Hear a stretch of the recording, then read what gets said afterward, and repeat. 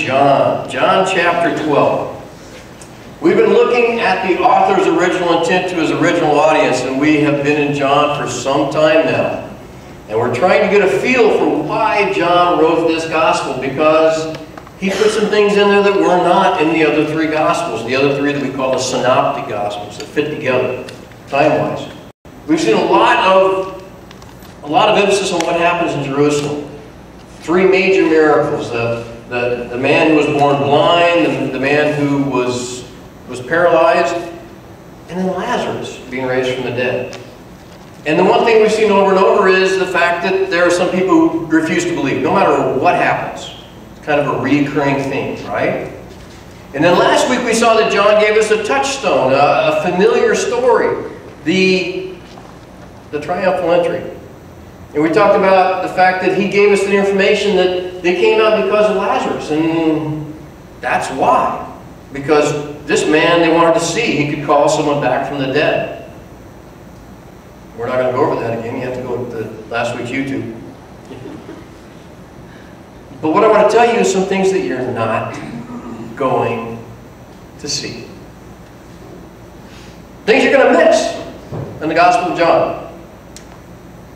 The story of the cleansing of the temple. What a great story. Remember that story? Where Jesus went in and scattered the tables and he drove out the money changers and all that stuff. And that whole big business part of the religious world, and he took over. What a great story. Not in John. Right? Remember the big thing about Peter and the 3 times? Well, in the next 4 chapters, it gets like 2 verses. Peter's denied. It's there, but it's not near as big. The fig tree. The story of the fig tree. Jesus cursed it. Is one of my favorite stories. I think I've told you that. Right? Not in John. Doesn't mention it. The Lord's Supper. Not in the Gospel of John. Not there. No mention of it. Now that shakes us up, because we take the Lord's Supper every week, right? And we try to use it to encourage and build each other up and remind each other to look at Jesus and to remember the sacrifice. But you know, the gospel writer in John just didn't put the story in. Not in there. What you're going to have is 4 chapters of discourse during the last day that Jesus was alive before the crucifixion. 4 chapters that are not in the other Gospels. Do you think maybe that's what John wanted to get to? Do you think maybe that's a big reason he wrote this book? So we need to tune in to what it is in those 4 chapters that his original audience needed to hear. We know one thing. We know that they had a high estimate of John the Baptist, too high. They had John the Baptist way up here where Jesus is, and he said, no. No. We know that they had some respect and some kind of desire to imitate the Jewish religious leaders. And John has been telling them, no. And in chapter 12, we get a very important clue. And a story that does not appear in the other Gospels at all. And it's a small story, a little small piece of paper. Okay, small story in chapter 12 and in verse 20. John says, now, there were some Greeks among those who went up to worship at the feast. Okay. To a Jewish writer, does a Greek person have to live in Athens to be Greek? No. Does a person have to live in Greece to be Greek? No. To a Jewish writer, this is the same as saying Gentile, non-Jewish. Okay? We have some non-Jewish people among them who went up to worship at the feast. And we knew that happened. I mean, they had the whole outer, the temple of the nations there, where anybody could come and worship. Right? So it happened a lot. But they came at the feast. They came to Philip, who was from Bethsaida in Galilee, with a request. Sir, they said, we would like to see Jesus. Why did they come to Philip? Who has the most Greek-sounding name? Yeah, Philip. Okay. They said, well, maybe he's our in. They came to Philip and said, we would like to see Jesus. Philip didn't know what to do. So Philip went to tell Andrew. Andrew and Philip, in turn, told Jesus. Some Greek people, non-Jewish people, want to see Jesus. And so they go to the apostles. They try to get past that little firewall, right?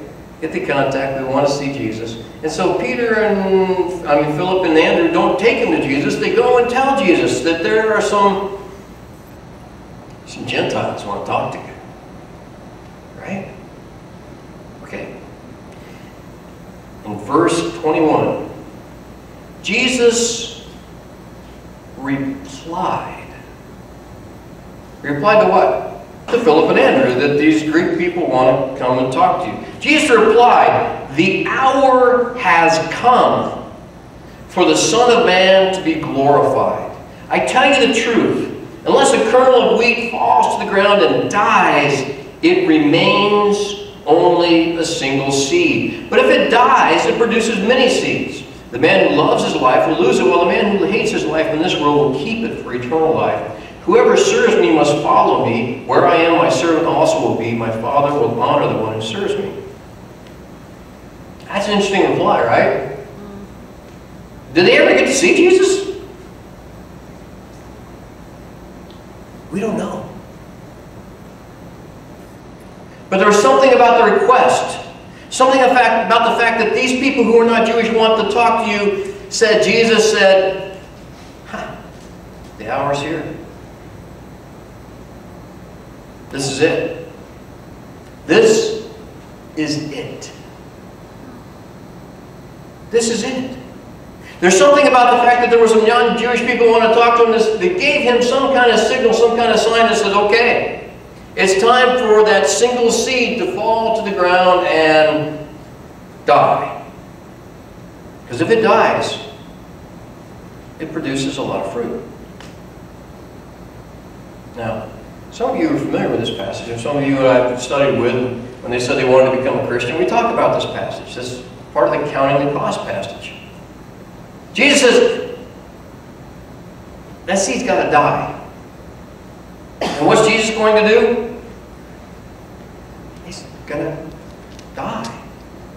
And then he says, where I am, so my followers should be also. They've got to die. This is part of that counting the cost passage.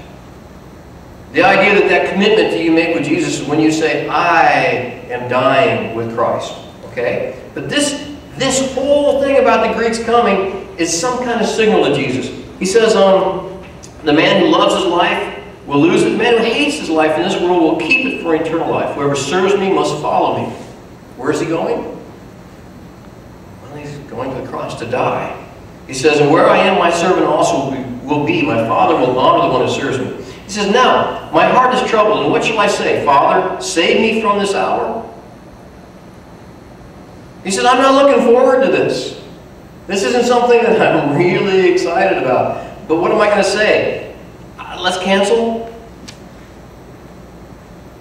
No, it is for this very reason I came to this hour. Father, glorify your name. Then a voice came from heaven. I have glorified it, and I will glorify it again. And the crowd that was there, it says, and the crowd that was there and heard it said that it thundered. Others said, an angel has spoken to him. Okay? They heard something. Thunder, but it sounded like a voice. Well, maybe an angel said something. He said, Jesus said, this voice was for your benefit, not mine. It says, that was for you guys, okay? That cool little voice thing. I didn't need it. I've made my decision. I am going to glorify Him. I'm going to do what I came to do.